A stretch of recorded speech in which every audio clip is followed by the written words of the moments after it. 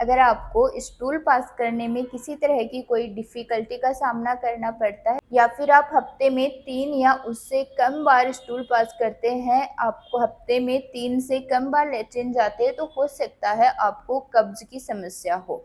कब्ज़ की समस्या है वो नॉर्मली अगर आप बहुत ज़्यादा फाइबर वाला खाना नहीं खा रहे हैं, पानी प्रॉपर नहीं पी रहे हैं, एक्सरसाइज़ नहीं कर रहे हैं, बहुत सेडेंटरी लाइफ़स्टाइल स्पेंड कर रहे हैं, तो आपको कब्ज़ की समस्या है वो देखने को मिल सकती है। हेलो एवरीवन, मैं doctor Raunak, homeopathic physician at doctor Raunak homeopathic clinic Sikar. Welcomes you to my YouTube channel, जहां हम लोग डिस्कस करते हैं बीमारियां और उनकी होम्योपैथिक दवाइयों के बारे में।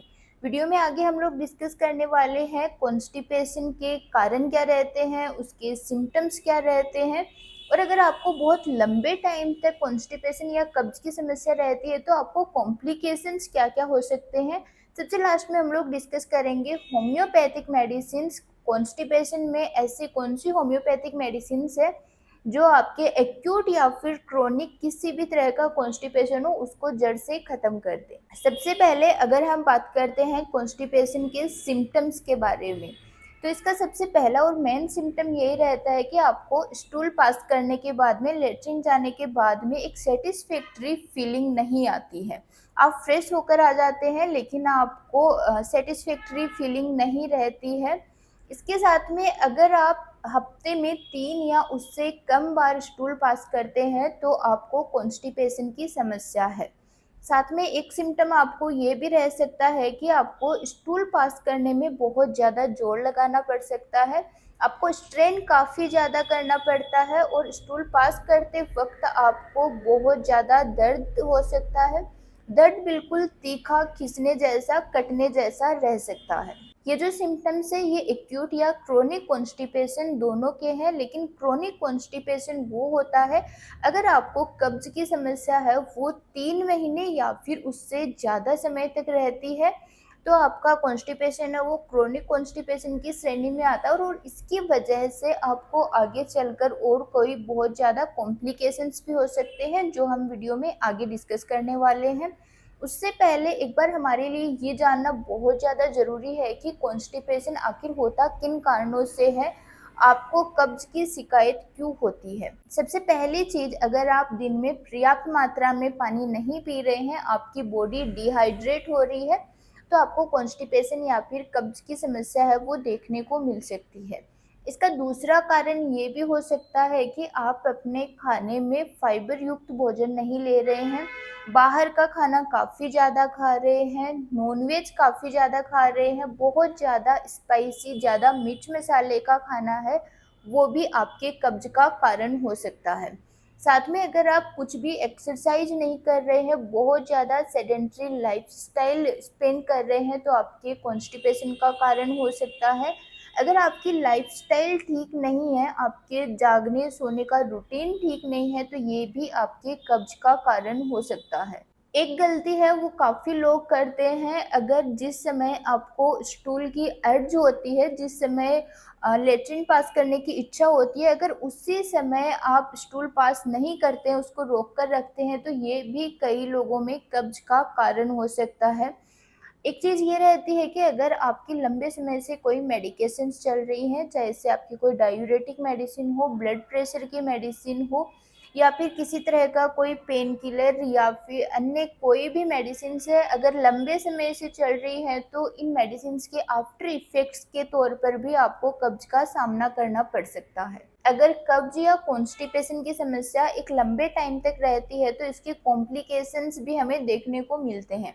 सबसे पहला, सबसे मेन जो इसका कॉम्प्लिकेशन रहता है वो हेमरॉइड्स या फिर पाइल्स की समस्या हो सकता है। पेशेंट को मस्से टाइप हो जाते हैं, वो ब्लीडिंग, नॉन ब्लीडिंग किसी भी तरह के हो सकते हैं। अगर आपको कब्ज़ की समस्या में बहुत ज़्यादा हार्ड स्टूल आ रहा है, सख्त लैट्रिन आ रही है, तो उसकी वजह से जो एनल टिश्यूज़ है उनमें कट्स लग सकते हैं, एनल फिशर्स आपको हो सकते हैं। अगर आप स्टूल पास करने के लिए बहुत ज़्यादा जोर लगाते हैं तो कुछ केसेस में रेक्टल प्रोलेप्स भी हो सकता है। कब्ज़ की समस्या है, देखने में बहुत ज़्यादा आम लगती है, लेकिन इसके कॉम्प्लिकेशंस है वो इससे ज़्यादा भी हो सकते हैं। कब्ज की समस्या को पूरी तरह से ठीक करने के लिए होम्योपैथिक दवाइयाँ एक बहुत अच्छा विकल्प है। होम्योपैथी में बहुत अच्छी दवाइयाँ हैं जो आपकी सालों पुरानी कॉन्स्टिपेशन की समस्या को बिल्कुल जड़ से खत्म कर सकती हैं मात्र कुछ दिनों के ट्रीटमेंट से। होम्योपैथिक मेडिसिन में अगर हम बात करें तो हमारी सबसे पहली सबसे इफेक्टिव मेडिसिन है वो है नक्स वोमिका। नक्स वोमिका 30 का प्रयोग उन जगहों पर किया जाता है जहां पर आपको एक बार स्टूल पास करने के बाद में अनसेटिस्फैक्टरी फीलिंग रहती है। स्टूल पास करने के बाद में भी और ज़्यादा अर्ज रहती है कि दोबारा से स्टूल पास करना है। आपकी लाइफस्टाइल बहुत ज़्यादा सेडेंटरी रहती है, आपका बैठे रहने का काम ज़्यादा होता है। ऐसी स्थितियों में नक्स वोमिका 30 आपके लिए बहुत अच्छा काम करती है। नक्स वोमिका 30 की 2-2 बूंद सुबह दोपहर शाम आप थोड़े दिन के लिए ले सकते हैं। नेक्स्ट मेडिसिन की अगर हम बात करें तो वो है एलुमिना। एलुमिना 30 का प्रयोग उन स्थितियों में किया जाता है जहां पर स्टूल पास करने की बिल्कुल भी अर्ज नहीं होती है। स्टूल काफी ज्यादा सख्त रहता है, कई दिनों तक 2 से 3 दिन तक आपको स्टूल पास करने की अर्ज नहीं होती। या फिर इन्फेंट्स में अगर कॉन्स्टिपेशन की समस्या देखी जाती है तो एलुमिना बहुत अच्छी मेडिसिन है। एलुमिना 30 की 2-2 बूंद सुबह दोपहर शाम आप थोड़े टाइम के लिए ले सकते हैं। नेक्स्ट एक सिचुएशन ऐसी आती है कि आपको कॉन्स्टिपेशन रहता है, स्टूल पास करने में बहुत ज़्यादा जोर लगाना पड़ता है, स्टूल है वो बिल्कुल से ड्राई हार्ड होता है, नोड्स के रूप में होता है और आपकी प्यास है वो काफ़ी ज़्यादा बढ़ जाती है। ऐसी स्थितियों में ब्रायोनिया 30 बहुत अच्छा काम करती है। ब्रायोनिया 30 की 2-2 बूंद सुबह दोपहर शाम आपको थोड़े टाइम के लिए काम में लेनी है। एक स्थिति ऐसी रहती है कि कॉन्स्टिपेशन के समय आपको स्टूल में काफ़ी ज़्यादा पेन होता है, स्टूल पास करने के समय काफ़ी ज़्यादा पेन होता है और जलन रहती है। अगर ऐसी स्थिति है तो सल्फर बहुत अच्छा काम करती है। सल्फर 30 की 2-2 बूंद सुबह सुबह थोड़े टाइम तक लेने से आपकी ये समस्या बिल्कुल जड़ से खत्म हो जाएगी। ये कुछ होम्योपैथिक मेडिसिन है जो आपके कॉन्स्टिपेशन या फिर कब्ज की समस्या में बहुत अच्छा रिलीफ आपको दिलाएंगी। ये कुछ होम्योपैथिक मेडिसिन है जो आपकी कॉन्स्टिपेशन की समस्या को दूर करने में आपकी बहुत हेल्प करेंगी।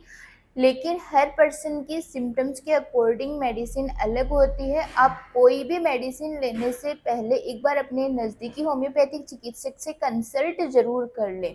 हो सकता है आपके लक्षणों के आधार पर आपकी कोई अलग मेडिसिन हो।